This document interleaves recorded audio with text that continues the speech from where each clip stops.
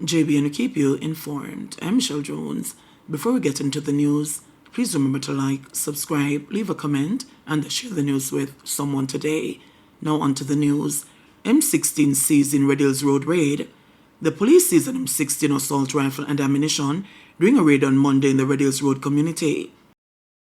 Approximately 2:15 today, we carried out an targeted operation at 41 Red Hills Road, and having carried out a diligent search of the area, we managed to recover one M16 rifle loaded with a magazine containing 11 rounds, 5.6 rounds, and a 9mm extended magazine. Two persons have since been taken into custody. The men that were taken into custody are suspected to be members of the Gunman Town Gang, and the illegal weapon is believed to be an item in the gang's arsenal of weapons. The men taken into custody have not yet been charged. Body of man found on compound of Galena Primary in St. Mary. Face-to-face classes at Galena Primary and Infant School in St. Mary were suspended Tuesday morning after the body of a man was found in the auditorium.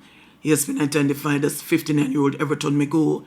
Principal of the school, Latoya Willis Miller, says classes are expected to resume on Wednesday. Reports are that at about 5:50 a.m. Tuesday, the school's watchman went to the auditorium where Magoo was said to be sleeping. He tried to wake the man, but he was unresponsive.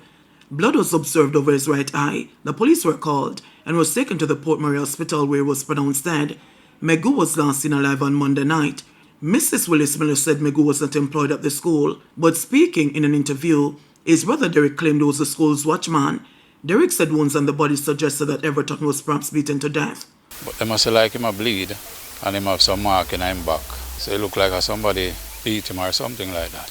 The police them say it's beating him bit. Because if him have heart attack can make you have cut and bleed.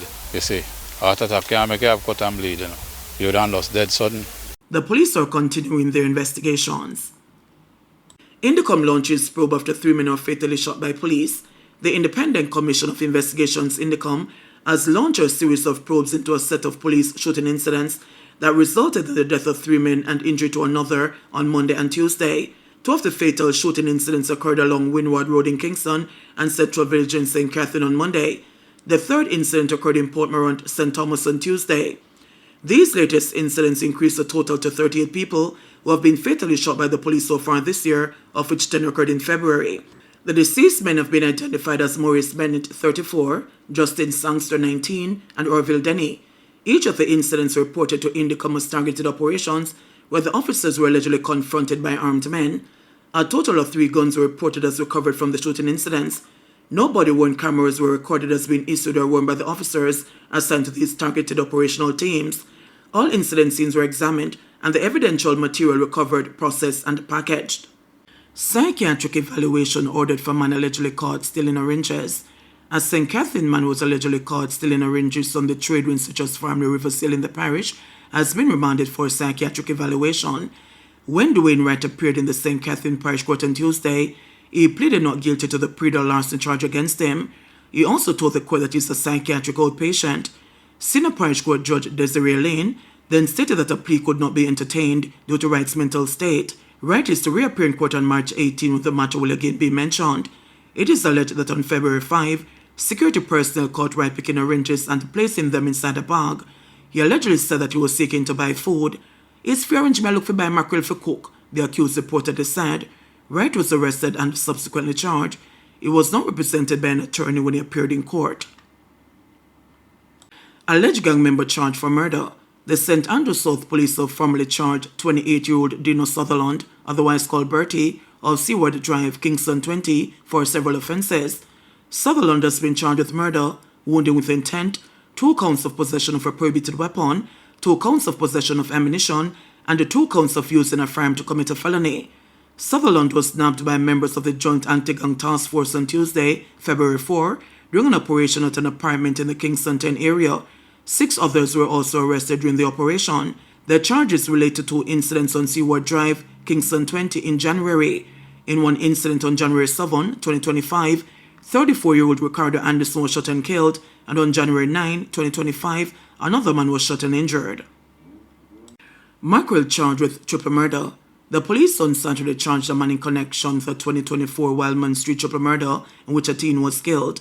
He is 24-year-old Damien McCrae, otherwise called Mackerel, of Sunrise Crescent, Kingston 19. Reports are that, at about 3:10 on May 13, a group of men were in a section of Wildman Street when a motorcar drove up.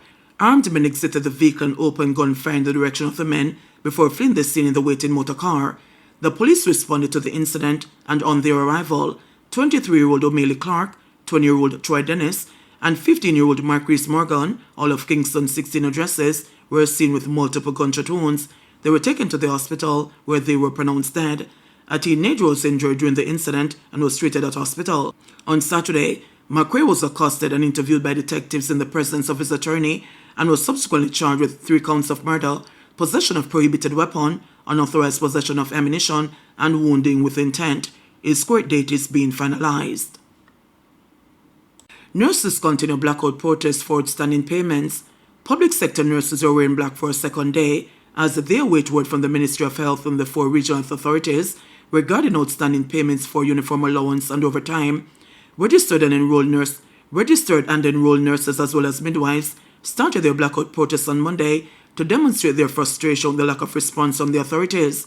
The groups representing the healthcare workers say up to Tuesday morning there was no communication from the authorities. Speaking Tuesday in an interview, Claudette Clark-Waugh, president of the Enrolled Nurses Association, said the nurses will continue their protests with the hope that the regional health authorities will see their frustration and this will lead to a speedy resolution.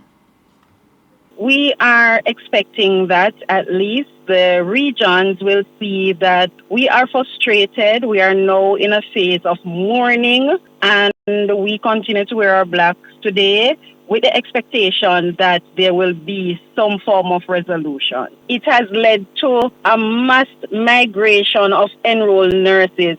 Jamaica has never seen so much enrolled nurses migrating for recruitment programs than we saw between 2022 and 2024. And it's all because of the frustration. After giving of their best to the patients, they are frustrated with what they are getting back in return. While there are enrolled nurses out there who are not working, but they are really looking whether or not they should join the health system. The group said they will reevaluate the effectiveness of their protests at the end of Tuesday. On Monday, the Southern and Southeast regional authorities said they were in discussions with the Finance Ministry to make the payments to the health workers. In the meantime, the nursing group said the shortage of personnel in the profession has forced many to do extra hours with the expectation that they would be adequately compensated. JBNN keep you informed. Please remember to subscribe, like, share, leave us a comment, and click the notification bell to receive our daily news items.